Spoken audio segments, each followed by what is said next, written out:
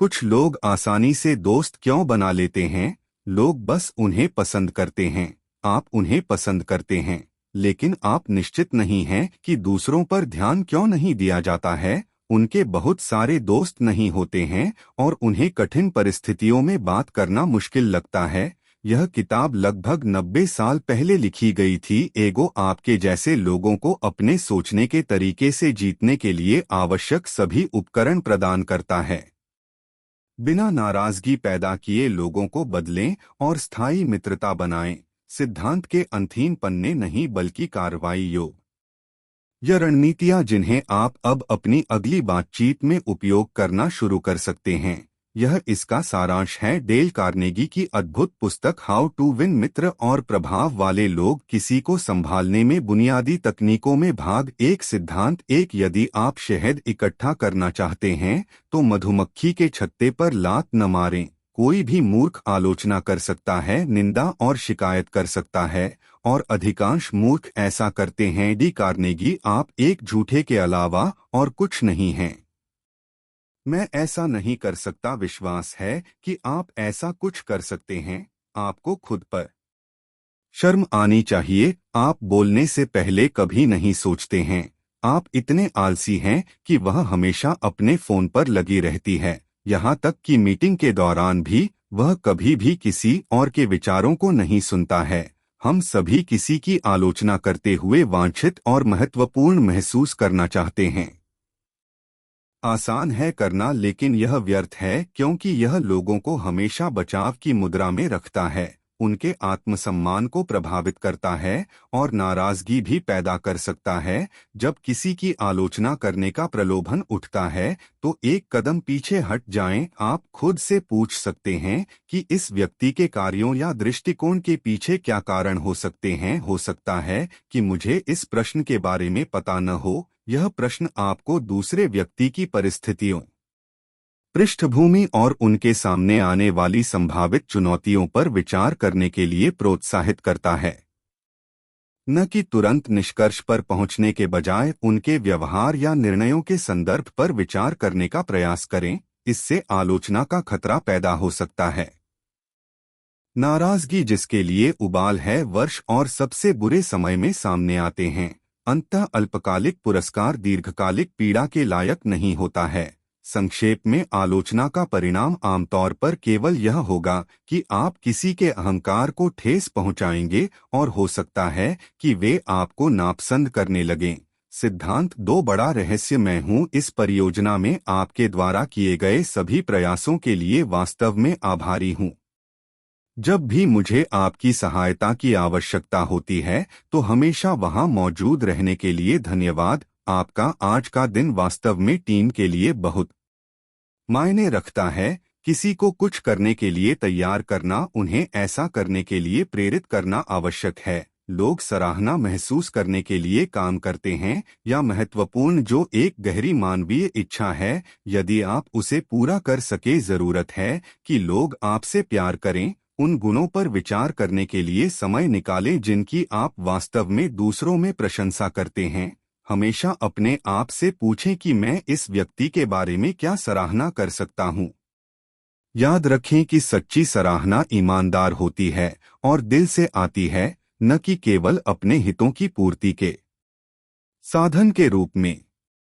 दूसरी ओर, चापलूसी करना निष्ठाहीन है और वास्तविक प्रशंसा से बचना चाहिए। आपकी प्रस्तुति बहुत दिलचस्प थी। मैंने इससे बहुत कुछ सीखा। चापलूसी, आप सर्वश्रेष्ठ प्रस्तुतकर्ता हैं। मैंने कभी वास्तविक प्रशंसा देखी है। परियोजना पर आपकी कड़ी मेहनत पर किसी का ध्यान नहीं गया। आपकी चापलूसी, केवल तुम ही हो जो इतना अद्भुत प्रोजेक्ट कर सका। सच्ची सराहना, मैं आपकी लगातार समय की पाबंदी, चापलूसी की सराहना करता हूँ। आप एकमात्र ऐसे व्यक्ति हैं जो समय पर यहाँ आते हैं। चापलूसी का मतलब बस किसी को यह बताना है कि वे क्या सुनना चाहते हैं, जबकि सच्ची सराहना कृतज्ञता के वास्तविक स्थान से आती है। चापलूसी अक्सर बढ़ा-चढ़ा कर पेश करती है या सामान्यीकरण कर देती है, जो संभावित रूप से निष्ठाहीन। सिद्धांत 3 के रूप में सामने आता है, जो दूसरे व्यक्ति में अहंकार पैदा करता है। पृथ्वी पर अन्य लोगों को प्रभावित करने का एकमात्र तरीका यह है कि वे जो चाहते हैं उसके बारे में बात करें और उन्हें यह दिखाएं कि इसे कैसे प्राप्त किया जाए। डेल कार्नेगी प्रत्येक व्यक्ति जो भी कार्य करता है वह किसी न किसी इच्छा के कारण होता है जो वह चाहता है। इसलिए यदि आप होशियार हैं तो आप जो चाहते हैं उसके संदर्भ में बात करने के बजाय हमेशा उस संदर्भ में बात करें जो आपका श्रोता चाहता है। बोलने से पहले एक क्षण लें और अपने आप से पूछें कि मैं ऐसा कैसे कर सकता हूं, यह व्यक्ति ऐसा करना चाहता है। जाने माने व्यवसायी और लेखक गैरी वायाक एक भर्ती साक्षात्कार में अधिकांश समय यह बताने की कोशिश में बिताते हैं कि उम्मीदवार वास्तव में क्या चाहता है। अपनी सच्ची इच्छा का पता चलने के बाद वह उम्मीदवार के लिए एक दृष्टिकोण बनाता है ताकि वह सफल होने के लिए उस इच्छा का उपयोग कर सके। वह बताता है उन्हें कंपनी कैसे मदद कर सकती है, वे अपने लक्ष्यों तक पहुंचते हैं, फिर वह उन्हें कंपनी में शामिल होने और अपने स्वयं के लक्ष्यों को प्राप्त करने के दृष्टिकोण का हिस्सा बनने का अवसर देता है। दूसरों को उनके लक्ष्यों को प्राप्त करने में मदद करने पर ध्यान केंद्रित करता है, उनकी इच्छाओं के बारे में बात करता है और समझाता है कि कैसे आपके सुझाव निस्वार्थ रूप से दूसरों की सेवा करके उन्हें अपने लक्ष्य प्राप्त करने में मदद कर सकते हैं। आप अंततः वही प्राप्त कर सकते हैं जो आप चाहते हैं। दुनिया ऐसे लोगों से भरी है जो लोभी और स्वार्थी हैं, इसलिए वह दुर्लभ व्यक्ति जो निस्वार्थ रूप से दूसरों की सेवा करने की कोशिश करता है उसके पास बहुत बड़ा एडवांटेज। डी कैरी भाग 2 है। आप जैसे लोगों को सिद्धांत रूप में बनाने के 6 तरीके। अभी ऐसा करें। हर जगह आपका स्वागत है। अन्य लोगों में वास्तव में दिलचस्पी लेने की कोशिश करके आप 2 महीने में अधिक दोस्त बना सकते हैं जितना आप 2 साल में नहीं बना सकते अन्य लोगों को आप में दिलचस्पी लेने की कोशिश करके। डेल कार्नेगी जब कोई हमारी प्रशंसा करता है तो हम उनमें दिलचस्पी लेने लगते हैं। विचारशील निस्वार्थ चीजें करने के लिए समय और ऊर्जा लेते हैं जो दूसरों के लिए मायने रखता है, जैसे कि वास्तव में उनकी और उनके हितों की परवाह करना, किसी में वास्तव में दिलचस्पी लेना। लोगों को आप में दिलचस्पी लेने के लिए लंबे समय तक प्रयास करने की तुलना में कम समय में अधिक दोस्ती का कारण बन सकता है। अंत में हमारे पास बहुत सारी सच्ची दोस्ती नहीं होगी। यदि सभी सच्चे मित्र हैं, हम लोगों को प्रभावित करने और उनमें रुचि जगाने का प्रयास करते हैं, उत्साह के साथ लोगों का अभिवादन करना और लोगों के जन्मदिन को याद रखना। दोस्त बनाने के 2 आसान तरीके हैं। यह अधिक संभावना है कि कोई आपकी मदद करना चाहेगा यदि आप उनमें वास्तविक रुचि दिखाते हैं, तो इसमें एक दुनिया है। छोटी छोटी चीजों में अंतर, जैसे यह सिद्धांत 2 कुछ सरल। आपकी मुस्कान आपकी सद्भावना का संदेशवाहक है। आपकी मुस्कान इसे देखने वाले सभी लोगों के जीवन को रोशन करती है। डेल केगी, एक मुस्कान एक अच्छा पहला प्रभाव बनाने का एक दोस्ताना और गर्मजोशी भरा तरीका है। एक मुस्कान देने से दूसरे पर अच्छा प्रभाव पड़ता है।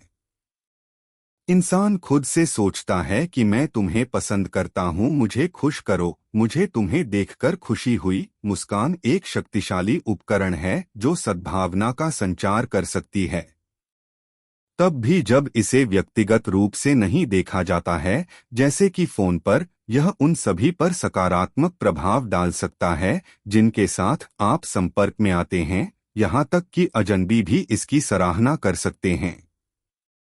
यदि आप उदास महसूस कर रहे हैं तो आपका सकारात्मक दृष्टिकोण, अपने आप को मुस्कुराने की कोशिश करें क्योंकि यह आपके मूड को बेहतर कर सकता है। याद रखें कि खुशी बाहरी कारकों से निर्धारित नहीं होती है, जैसे कि आपके पास क्या है या आप किसके साथ हैं, बल्कि यह इस बात से निर्धारित होती है कि आप कैसे सोचते हैं और महसूस करते हैं।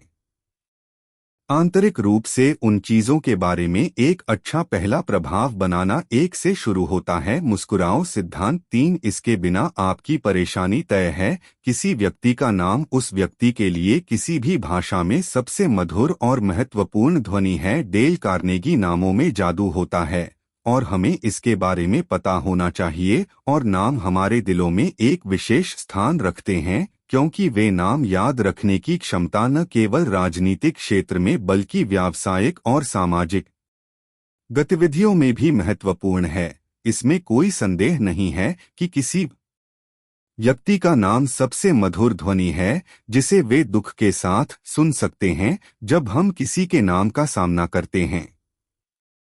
पहला समय पर हम में से कई लोग इसे याद रखने या इसे सही ढंग से उच्चारण करने का प्रयास नहीं करते हैं, जिसके परिणामस्वरूप हम अगली मुलाकात में खुद को शर्मिंदा महसूस करते हैं जब हम उनका नाम गलत उच्चारण करते हैं या स्वीकार करना पड़ता है कि हम उनका नाम भूल गए हैं।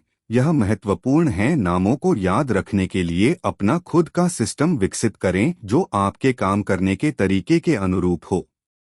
यह एक सरल तरीका हो सकता है, जैसे कि नाम सुनते ही उसे लिख लें और व्यक्ति उसे आपके लिए बोल दे, जिससे आपके दिमाग में एक अनोखी कहानी बन जाए जो आपको याद दिलाती है उनका नाम या अन्य कोई संख्या। नाम याद करने के लिए अपना खुद का सिस्टम ढूंढना मुख्य सिद्धांत है। 4 एक महान बातचीत करने वाला बने।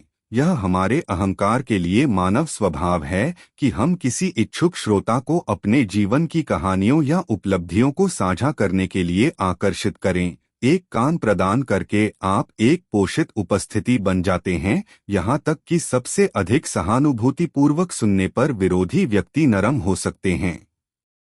अक्सर आहत होने के कार्य के माध्यम से अपना गुस्सा फैलाते हैं। यदि आप लगातार अपने बारे में बात करते हैं तो दूसरों को बाधित करते हैं और उनके विचारों की उपेक्षा करते हैं, आपकी लोकप्रियता संभवतः कम हो जाएगी। बातचीत की कला केवल शब्दों से अधिक की मांग करती है। इसके लिए कौशल की आवश्यकता होती है। ध्यान से सुनने से दूसरों के बारे में वास्तविक जिज्ञासा पैदा होती है और ऐसे प्रश्न पूछते हैं जिनका संक्षेप में उत्तर देने में उन्हें आनंद आएगा। लोगों को अपने बारे में, अपने अनुभव, अपनी जीत के बारे में बात करने के लिए प्रोत्साहित करें और बातचीत को अपनी ओर मोड़ने की कोशिश न करें। अपनी कहानियां केवल तब के लिए रखें जब दूसरे पूछें। उन्हें सुने। वे आपको सबसे अच्छे बातचीत करने वालों में से एक मानेंगे जिनसे वे कभी मिले हैं। सिद्धांत 5 लोगों में रुचि कैसे पैदा करें। दिलचस्प बने, दिलचस्पी रखें। डेल कार्नेगी थियोडोर रेवेट उन विषयों पर बात करने की अपनी क्षमता के लिए प्रसिद्ध थे जो सामाजिक कार्यक्रम से पहले शाम को उनके मेहमानों की रुचि रखते थे। घटनाएं रेवेल उन विषयों के बारे में पढ़ने में घंटों बिताते हैं जिनके बारे में उन्हें पता था कि वे अपने मेहमानों के लिए रुचिकर होंगे। पहले यह पता करें कि दूसरे पक्ष की रुचि किसमें है और फिर उसके बारे में बात करें। यदि आपसे आपके हितों के बारे में नहीं पूछा जाता है तो उनका उल्लेख न करें। समय और प्रयास करना चाहिए।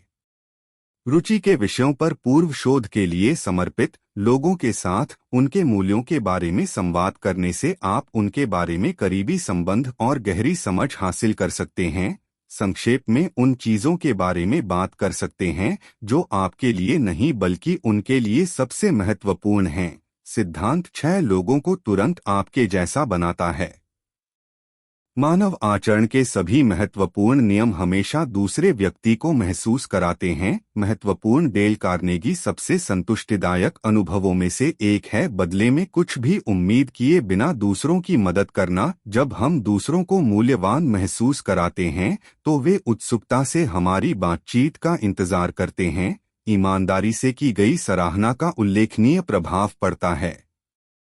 दयालुता के छोटे कार्य और आपको परेशान करने के लिए मुझे खेद है जैसे विनम्र वाक्यांश या क्या आप एक लंबा रास्ता तय करना चाहेंगे और अपने जैसे लोगों पर एक स्थायी सकारात्मक प्रभाव छोड़ना चाहेंगे। भले ही आप किसी फॉर्च्यून 500 कंपनी के सीईओ हों, फिर भी दूसरों को नीचा न देखें। यह पहचानें कि टैक्सी ड्राइवर या वेट्रेस में ऐसी ताकतें हैं जो आपसे कहीं बेहतर हैं। किसी तरह बनाने का प्रयास करें। हर कोई महत्वपूर्ण महसूस करता है, दूसरों में इस विशिष्टता को स्वीकार करता है और इसका जश्न मनाता है। ऐसी वास्तविक मान्यता सकारात्मक प्रतिक्रिया को बढ़ावा देती है। लोगों से अपने बारे में बात करती है और वे घंटों तक सुनते रहेंगे। डिज़रायली भाग 3, लोगों को अपने सोचने के तरीके से कैसे आकर्षित करें। सिद्धांत 1, सर्वोत्तम प्राप्त करने का एकमात्र तरीका एक तर्क यह है कि इससे बचने के लिए एक व्यक्ति को अपनी इच्छा के विरुद्ध आश्वस्त किया जाता है, फिर भी वह एक ही राय रखता है। डेल कार्नेगी के तर्क लोगों को उनकी राय में स्थिर करते हैं, जिससे नकारात्मक भावनाएं पैदा होती हैं। एक तर्क जीतने का मतलब अक्सर दूसरे व्यक्ति की सद्भावना खोना होता है। जब किसी व्यक्ति को अपनी इच्छा के विरुद्ध एक ही राय के लिए मजबूर किया जाता है, यही उनके मन में रहता है। असहमति को बहस में बदलने से बचने के लिए कुछ सुझाव दिए गए हैं। एक, असहमति का स्वागत करें, इसे कुछ नया सीखने के अवसर के रूप में उपयोग करें। 2, रक्षात्मक होने का विरोध करें। 3, अपना आपा न खोए। 4, पहले सुने फिर प्रतिक्रिया दें। 5, उन चीजों की तलाश करें जिन पर आप भावनाओं के आधार पर सहमत हो सकते हैं, इस कारण से क्षण में अवांछित परिणाम उत्पन्न हो सकते हैं।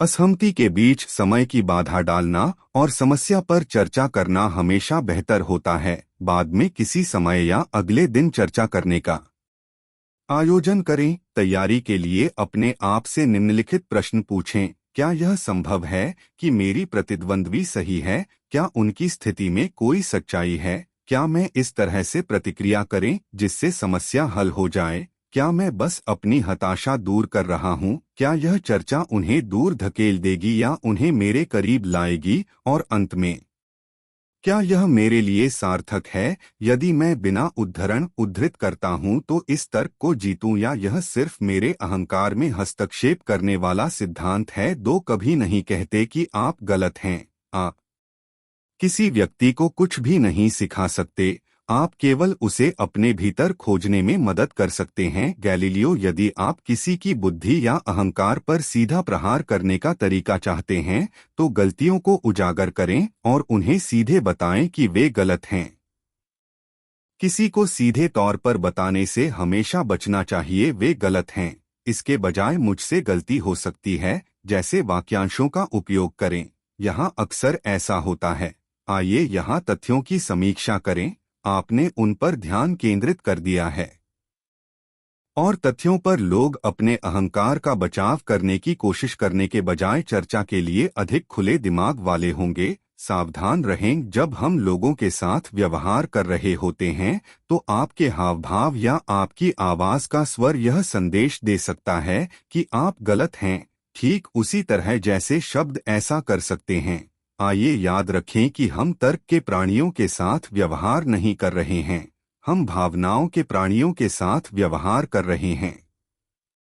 पूर्वाग्रहों और अभिमान से प्रेरित और वैनिटी, डेल कार्नेगी, अधिकांश लोग तर्क के बजाय अपने पूर्वाग्रहों से प्रभावित होते हैं। वे अक्सर अपनी मान्यताओं को बदलने के लिए प्रतिरोधी होते हैं।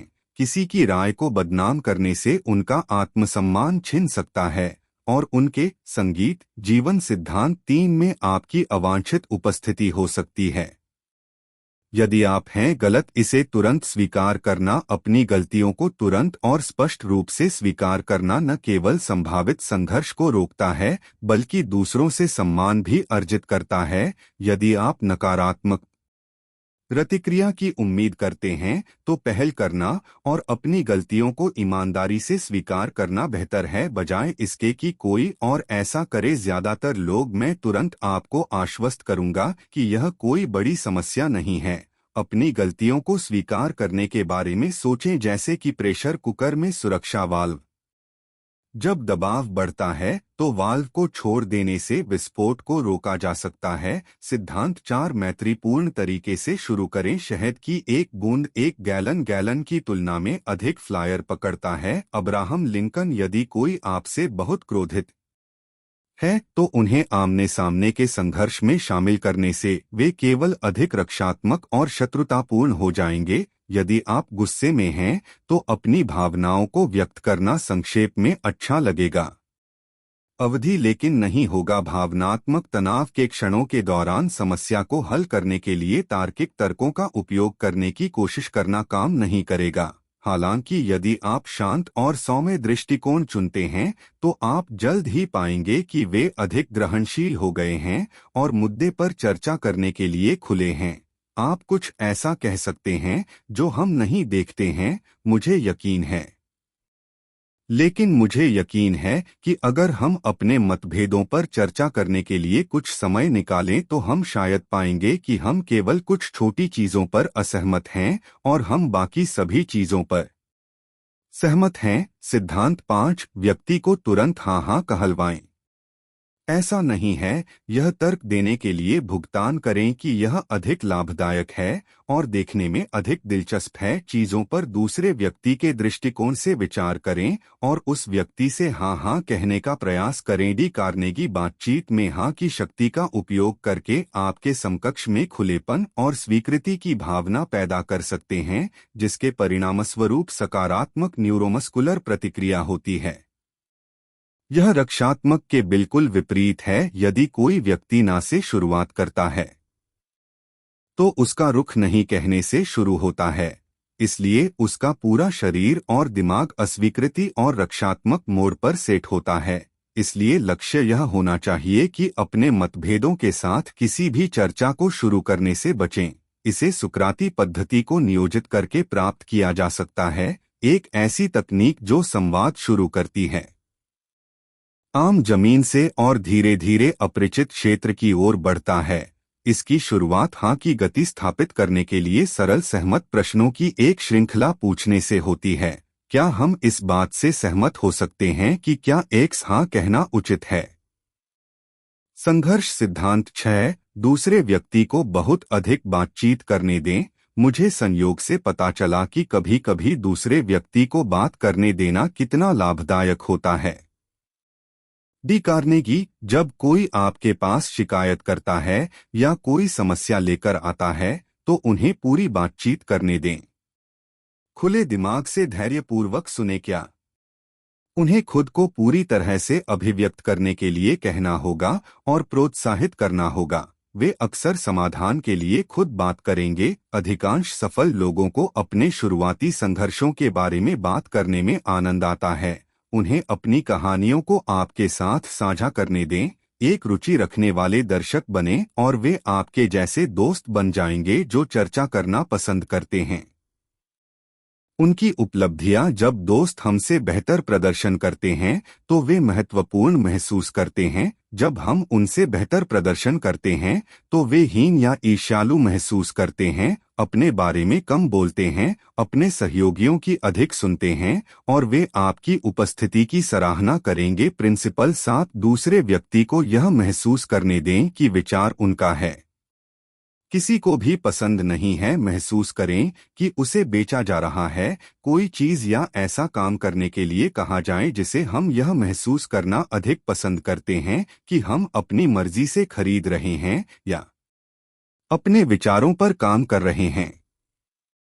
शानदार समाधान, एक विचार सुझाएं और जब भी संभव हो दूसरे व्यक्ति को स्वयं निर्णय लेने दें। दूसरे व्यक्ति को विचार का श्रेय लेने दें क्योंकि इससे बेहतर परिणाम मिलेंगे। प्रिंसिपल 8, यदि कोई एक रहस्य है तो चीजों को दूसरे व्यक्ति के दृष्टिकोण से देखने का प्रयास करें। सफलता का तात्पर्य दूसरे व्यक्ति को प्राप्त करने की क्षमता से है। दृष्टिकोण और चीजों को उस व्यक्ति के साथ साथ अपने स्वयं के कोण से देखें। डेल कार्नेगी, दूसरे व्यक्ति के स्थान पर खुद को रखने की क्षमता उनके साथ सफलतापूर्वक निपटने के लिए आवश्यक है।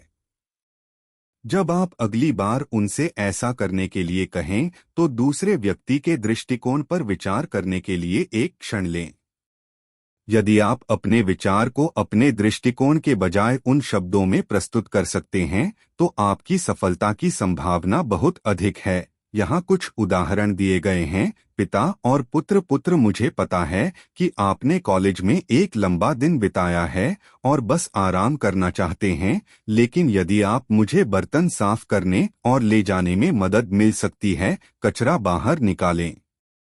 इससे हम दोनों को उस फिल्म को देखने के लिए अधिक समय मिलेगा जिसे आप देखना चाहते थे और मैं इसकी बहुत सराहना करूंगा। एक छात्र शिक्षक के रूप में, हे स्टेसी, मैं समझता हूं कि पूरी कक्षा के सामने बोलना और सवालों के जवाब देना कितना डराने वाला हो सकता है।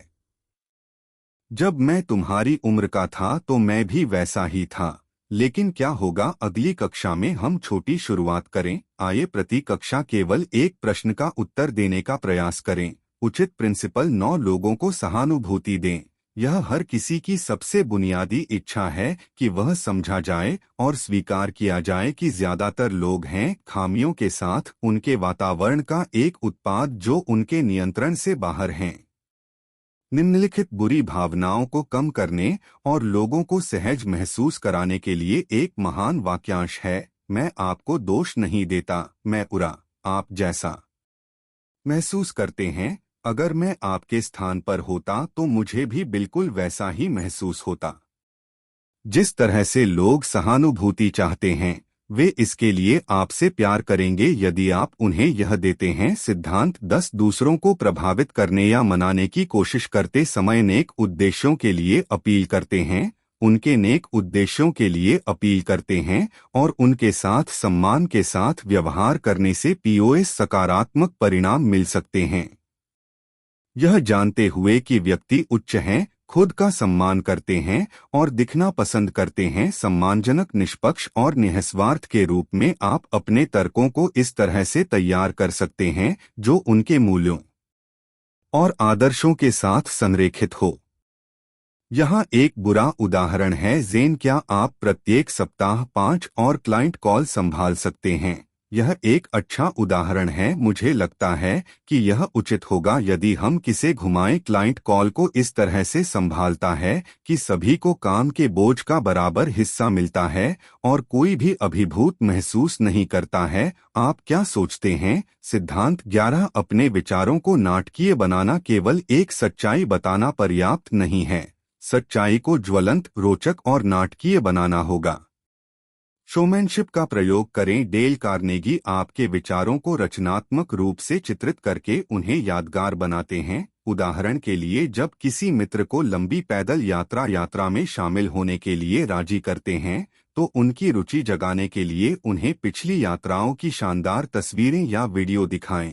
जब टीम के सदस्य के साथ किसी नए प्रोजेक्ट पर चर्चा करते हैं तो चित्र या प्रोटोटाइप जैसे दृश्य सहायता का उपयोग करें। उन्हें दृष्टि को बेहतर ढंग से समझने और अधिक उत्साही बनने में मदद करने के लिए याद रखें कि दृश्यों और कहानी कहने के माध्यम से दूसरों की इंद्रियों और भावनाओं को शामिल करना आपके संदेश को अधिक लुभावना बना सकता है। और संगीत संबंधित सिद्धांत 12 नीचे फेंक दें। चुनौती के पैसे और अन्य बाहरी कारक उतने प्रेरक नहीं हो सकते जितना कि काम। अंततः एक सेल की इच्छा और प्रतिस्पर्धा की चुनौती अनुत्पादक श्रमिकों का सामना करने पर सफल व्यक्तियों को आगे बढ़ाए। चार्ल्स श्वाब ने उनके प्रदर्शन को बेहतर बनाने के लिए एक अनूठी रणनीति का इस्तेमाल किया। उन्होंने फैक्ट्री प्रबंधक से पूछा कि कितने उनकी शिफ्ट ने जो उत्पाद बनाए थे और 6 सुनने के बाद श्वाब ने रात की शिफ्ट में फर्श पर एक बड़ा लगाया, यह देखते हुए कि इस संख्या को पार करना था और इसे 7 में बदल दिया। इससे शिफ्टों के बीच प्रतिस्पर्धा शुरू हो गई जिसके परिणामस्वरूप संगीत उत्पादकता में वृद्धि हुई। भाग 4 नेतृत्व के लिए 9 सिद्धांत और कैसे बिना नाराजगी पैदा किए लोगों को बदलने के लिए। सबसे पहले प्रशंसा से शुरुआत करें। ईमानदारी से प्रशंसा और प्रशंसा के साथ शुरुआत करें। इससे लोग रचनात्मक आलोचना के लिए अधिक खुले होंगे। उदाहरण के लिए, आपकी रिपोर्ट पर वास्तव में अच्छी तरह से शोध किया गया था। यहाँ एक छोटा सा सुधार इसे और भी बेहतर बना सकता है। 2 अप्रत्यक्ष आलोचनाएं अप्रत्यक्ष रूप से गलतियों को उजागर करती हैं, लेकिन इसके साथ और बातचीत को सकारात्मक और रचनात्मक बनाए रखने के लिए शब्द सुनने से लोगों की मानसिकता बदल जाती है। ब्रैड, हमें आप पर बहुत गर्व है, लेकिन यदि आपने कड़ी मेहनत की है तो आप बेहतर ग्रेड प्राप्त कर सकते हैं। इसके बजाय प्रयास करें। हमें आप पर बहुत गर्व है, ब्रैड, और यदि आप अपना प्रयास जारी रखते हैं सर्वोत्तम होगा कि आपके ग्रेड ऊपर आ जाएं। स्तर पर उन्हें होना चाहिए। हमारी भाषा में छोटे बदलाव एक बड़ा अंतर ला सकते हैं। 3 आलोचना करते समय अपनी गलतियों को स्वीकार करें। पहले अपनी गलतियों को साझा करें, इससे एक सहयोगात्मक माहौल बनता है और दूसरों को सलाह के लिए अधिक खुला बनाता है। मेरा विश्वास करें, जब मैं आपकी उम्र का था तो मुझे मिलने में कठिनाई होती थी। समय सीमा यहाँ एक रणनीति है जिसने मेरी मदद की और यह आपके लिए भी काम कर सकती है। 4 सुझाव देते हैं कि आदेश न दें। अपने अनुरोधों को आदेश के बजाय सुझाव के रूप में फ्रेम करें। इसके बजाय यह करें और वह करें, प्रयास करें। क्या आपको लगता है कि हम कोशिश कर सकते हैं? एक्स, क्या यह एक्स के लिए बेहतर होगा? मेरा सुझाव है कि हम प्रयास करें। एक सुझाव रचनात्मकता और सहयोग को बढ़ावा दे। 5 दूसरों को बचाने दे। दूसरों की भावनाओं पर विचार करें और गलतियां होने पर उन्हें बचाने की अनुमति दें। अपने साथियों के सामने उनका उदाहरण न बनाएं। यहाँ एक उदाहरण है। मैंने दस्तावेज में कुछ छोटी त्रुटियां देखी हैं। शायद हम इसे बनाने के लिए बैठक के बाद एक साथ समीक्षा कर सकते हैं। सही 6 हार्दिक प्रशंसा। यदि आप सुधार पाते हैं तो अपनी प्रशंसा के साथ उदार रहें। यह लोगों को प्रेरित करता है और उन्हें आगे बढ़ने में मदद करता है। आप वाह जैसे वाक्यांशों का उपयोग कर सकते हैं। आपने वास्तव में इस क्षेत्र में सुधार किया है। महान कार्य जारी रखें। 7 एक अच्छी प्रतिष्ठा दें। एक अच्छी प्रतिष्ठा अर्जित करें। जीने के लिए लोग अक्सर उन अपेक्षाओं पर खरा उतरने का प्रयास करते हैं। आप उनके लिए उदाहरण निर्धारित करते हैं। यदि आप चाहते हैं कि कोई प्रोजेक्ट समय पर और गलतियों के बिना पूरा हो जाए तो आप कुछ ऐसा कह सकते हैं जैसे, मैंने हमेशा समय सीमा के साथ विस्तार और समयबद्धता पर आपके ध्यान की प्रशंसा की है। यह प्रोजेक्ट वास्तव में आपकी उन शक्तियों से लाभान्वित हो सकता है। 8 प्रोत्साहित करें और उपयोग को सरल बनाएं। गलतियों को सुधारने के लिए प्रोत्साहित करना। जिन्हें सुधारना आसान लगता है, दूसरों में सुधार करने के लिए उन्हें प्रेरित करने की क्षमता पर विश्वास दिखाएं। मेरा मानना है कि आपके पास इसके लिए एक प्राकृतिक प्रतिभा है। थोड़े और अभ्यास के साथ आप कुछ ही समय में इसमें महारत हासिल कर लेंगे। 9 उन्हें खुश करेंगे। दूसरों को वह करने के लिए खुश करेंगे जो वे करते हैं। आप इस बात पर प्रकाश डालने का सुझाव देते हैं कि परिवर्तनों से उन्हें किस प्रकार लाभ होगा। आप कुछ ऐसा कह सकते हैं जैसे, मुझे लगता है कि यह दृष्टिकोण वास्तव में टीम को लाभ पहुंचा सकता है और एक बार यह पूरा हो जाने पर यह आपके कार्यभार को बहुत आसान बना देगा। आप क्या सोचते हैं? इन 9 सिद्धांतों को एकीकृत करके आप प्रभावी ढंग से नेतृत्व कर सकते हैं, एक सकारात्मक और उत्पादक वातावरण बना सकते हैं और बिना किसी कारण के लोगों की राय बदल सकते हैं। हमारे कुछ अन्य सारांश यहाँ देखें।